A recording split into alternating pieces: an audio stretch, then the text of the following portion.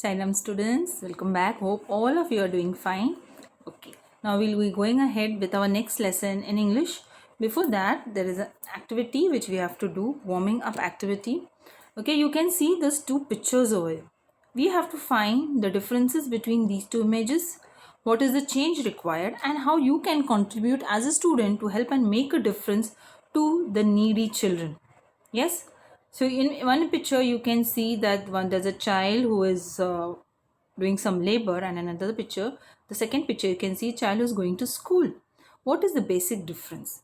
The first difference is that in the first picture the child is deprived of the basic education. Yes, the second picture shows that child is happy to go to school to get the education.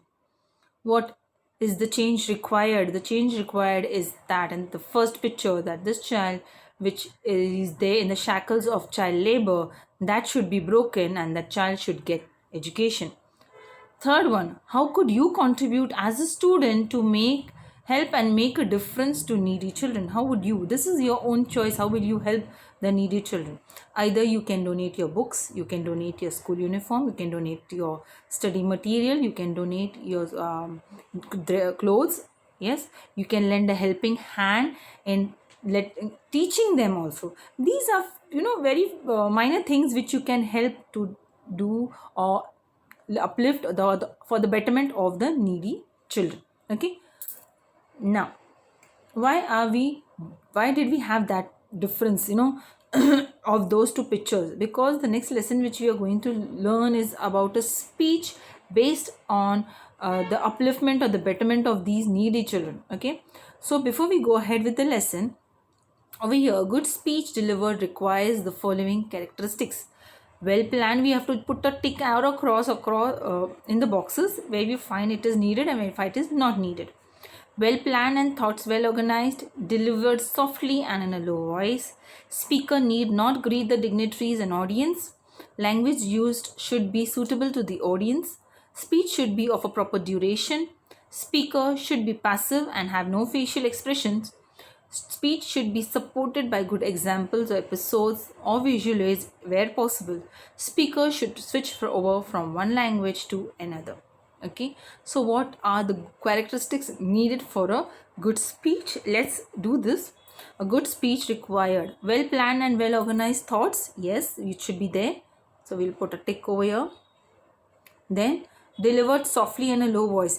Can a speech which is delivered softly in a low voice appeal to the masses? No. So that will be a cross over here. Okay. Then speaker need not greet the dignitaries and audiences. That is also incorrect. You have to greet the dignitaries and audience. Language used should be suitable to the audience. Correct. Speech should be of a proper duration. Exactly. If you go on speaking without any thought, it is not going to meet the requirements. Speaker should be passive and have no facial expressions. That is totally wrong. You should have facial expressions to show what you want to say. And speech should be supported by good examples or episodes of visual aids. That is needed. And speaker should switch over from one language to another. That is totally not agreeable. Yes, that's not agreed. So that is what a good speech is required. You'll have done speech writing in your earlier lesson also. So that is what a good speech is needed when you want to deliver it. Okay. Then we have the frame sentences, words from the lesson. Unprecedented. Yes, unprecedented. The preparations were made on an unprecedented scale. We have this. Now what is the meaning of unprecedented? Okay, unprecedented, what does it mean? It means which is never known or experienced below. So the preparations were made on things which were not known to the people. On that scale it was made. Then deliberation, the actor gave an interview with clarity and deliberation. Deliberation means with proper thinking. Okay, so the actor gave an interview with clarity and deliberation. The next word which we have is passivity, where you take no action. Passivity means you are passive without any action. The woman's passivity became her greatest strength. Fragmented, which is ununified, which is scattered. The clouds fragmented and out came the sun. Yes, So the clouds fragmented, they moved away from each other, and out came the sun. Okay, now we go on with our lesson number 2.5 of our textbook, Let's March. Now this is a speech delivered by the Nobel Peace Prize winner in the year 2014, Indian, who made us proud, that was Kailash Satyarthi. Yes, he had won this Peace Prize, the Nobel Peace Prize, in the year 2014 from the United Nations Organization. Now let's have a look at what he is going to tell us. Kailash Satyarthi was born in 1954, is an Indian children's rights and education advocate and an activist against child labor. He founded the Bachpan Bachao Andolan in 1980 and has acted to protect the rights of more than 83,000 children across 144 countries. He is honored with many awards, including Nobel Peace Prize of 2014, and he had addressed this speech on the eve of Nobel Prize distribution ceremony. So this lesson is basically a speech which we are going to learn.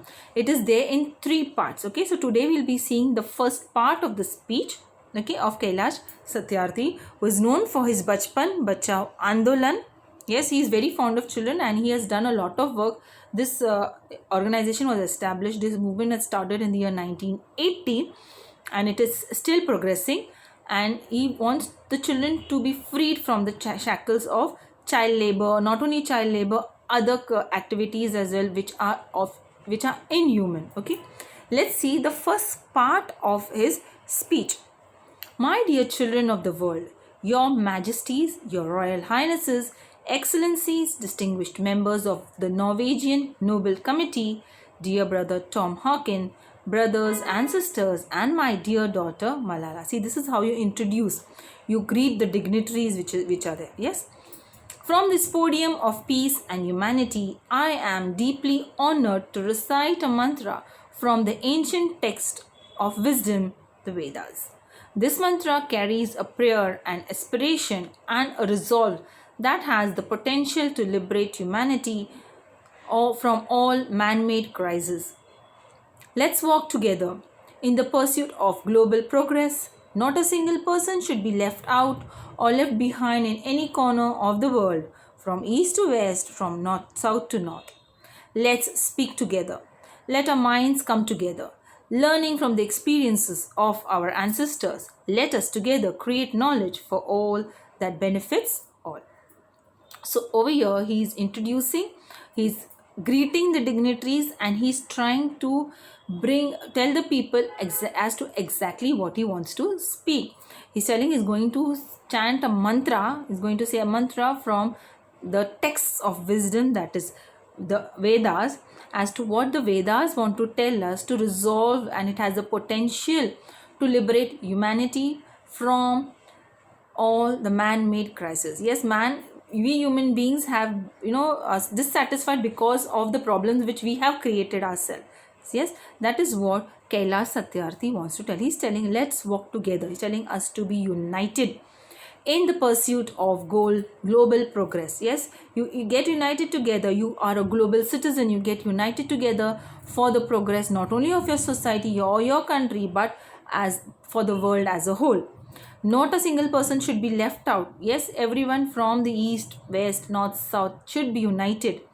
Let us speak together. Let us put our thoughts together and come together, and learn from the experiences of our ancestors. Let us create knowledge from all the benefits, for the benefits of all. Okay, this is what he wants to tell you. Next, I bow to my late parents, to my motherland, India, and to the Mother Earth. With a warm heart, I recall how thousands of times I have been liberated, each time I have freed a child from slavery. In the first smile of freedom of their beautiful faces, I see the gods smiling. I give the biggest credit of this honor to my movements, Kalu Kumar, Kudum Das, and Adarsh Kishore from India, and Iqbal Masih from Pakistan, who made the supreme sacrifice for protecting the freedom and dignity of children. I humbly accept this award on behalf of all such martyrs, my fellow activists across the world, and my countrymen. My journey from the great land of Lord Buddha, Guru Nanak, and Mahatma Gandhi, India to Norway is a connect between two centers of global peace and brotherhood, ancient and modern.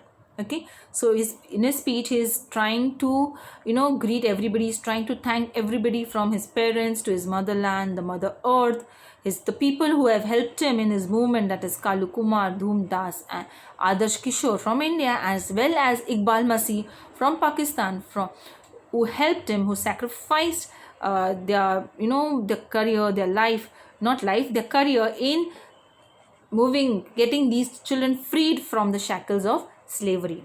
And he's also thankful that he belongs to the land of Lord Buddha, Guru Nanak, and Mahatma Gandhi, and is trying to connect both the countries, India and Norway, as two centers of global peace, brotherhood, which has been there from ancient till the modern times.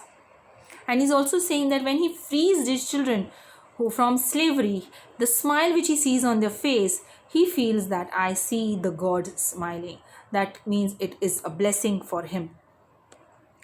Friends, the Nobel Committee has generously invited me to present a lecture. Respectfully, I am unable to do that because I am representing the sound of silence, the cry of innocence, and the face of invisibility. I represent millions of those children who are left behind, and that's why I have kept an empty chair here as a reminder. I have come here only to share the voices and dreams of our children, because they are all our children. Gesture to everyone in the audience. I have looked into their frightened and exhausted eyes. I have held their injured bodies and felt their broken spirits. 20 years ago, in the foothills of the Himalayas, I met a small, skinny child laborer. He asked me, "Is the world so poor that it cannot give me a toy and a book instead of forcing me to take a gun or a tool?" Okay, so continuing in his speech, he's telling that he was invited over here to give a lecture, but with due respect, he's telling that I am unable, because he is representing the sound of silence, the cry of innocence, and the face of invisibility. Now, what does this mean? The sound of silence, the cry of innocence, the face of invisibility. These are the problems which are faced by the children. Sound of silence, their unheard cries, the cries of innocence, and the face of invisibility, the poor people, what hardships they are facing. Okay, and he's telling, I represent millions of children who are left behind, and that is why he has kept an empty chair as a reminder that this chair needs to be filled in. He's telling, I have come here to share the voices of and the dreams of other children, and also he's trying to tell them the fear, the fright, and the exhaustion which he has seen in the eyes of the children. He also tells about his experience when he met a child at the foothills of Himalayas. The child is asking that, is the world so poor that they cannot afford to give us a toy or a book, and instead of that they are handing us over or a gun or a tool, which we at that age should not be doing that. What happens next? I met with a Sudanese child soldier. He was kidnapped by an extremist militia. As his first training lesson, he was forced to kill his friends and family. He asked me, what is my fault? Friends, all the great religions teach us to care for our children. Jesus said, let the children come to me, do not hinder them, for the kingdom of God belongs to them. The Holy Quran says, kill not your children because of poverty. Friends, there is no greater violence than to deny the dreams of our children. Therefore, I refuse to accept that all the temples and mosques and churches and prayer houses have no place for the dreams of our children. See, over here is trying to come to the point as to what the children are needed in today's time. So here he met a Sudanese child soldier who was kidnapped by an extremist militia, it means a terrorist group. And he was given training to become a terrorist, yes. And as a training, he was asked to kill his friends and family. He's asking, was it my fault? What is my fault? They want me to become a terrorist. What is my fault? Why am I supposed to do this? Yes, and that is what the question, where the question lies. What is the fault of these young children where they are brainwashed to kill their near and dear ones? Okay? And these terrorists, these groups, they fight in the name of religion, whereas the religion teaches us how are we to deal with the children. Yes, like Jesus said that let the children come to me, because these children, do not hinder them, do not stop them, because these children belong to the kingdom of God. The same thing says with Holy Quran says, kill not your children because of poverty. He's telling, even though you are poor, do not kill your children because of poverty, because they as human beings have the right to live a life. Yes, isn't it? Other parts also, in spite of all these things, telling, is it so that the temples, all those prayer houses which we have, the temples, the mosques, the churches, don't they have a place for the dream of our children? They're earning so much, can't they contribute from them for the upliftment, for the education, for the betterment of these children? I refuse to accept that the world is so poor when just 1 week of global military expenditure can bring all the children to classrooms.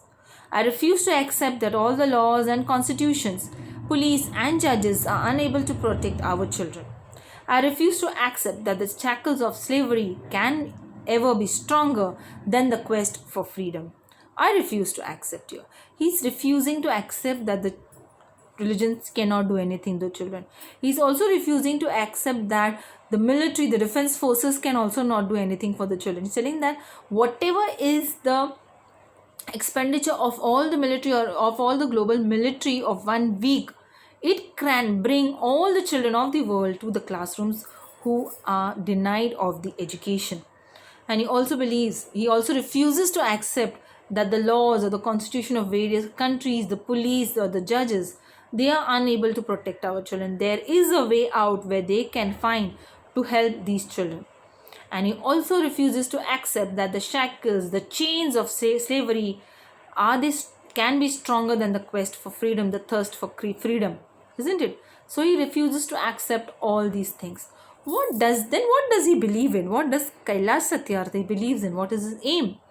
My only aim in life is that every child is free to be a child, free to grow and develop, free to eat, sleep and see the daylight, free to laugh and cry, free to play and learn, free to go to school, and above all, free to dream. Yes, so this is his aim. He refuses to accept all those other things, but he accepts that these children are free to grow, to develop, to laugh, cry, play, run, and above all, they are free to dream. This is what he is expecting, that these children, or the children of the world who are in the shackles of slavery, they need to come out of these shackles and live a life of their own. Yes, going ahead. I have the privilege of working with many courageous people who have the same aim. We have never given up against any threat or attack, and we never will.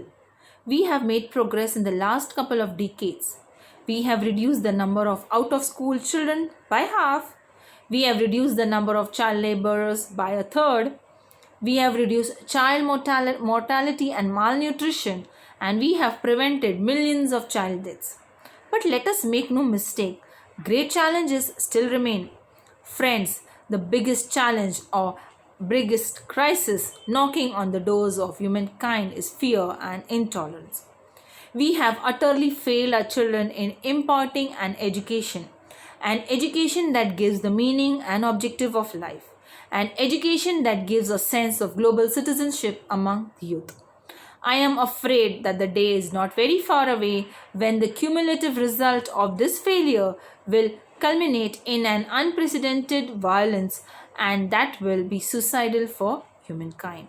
Yes, on a serious note, he's trying to tell us that what are changes that is needed and what crisis, what problems are we facing.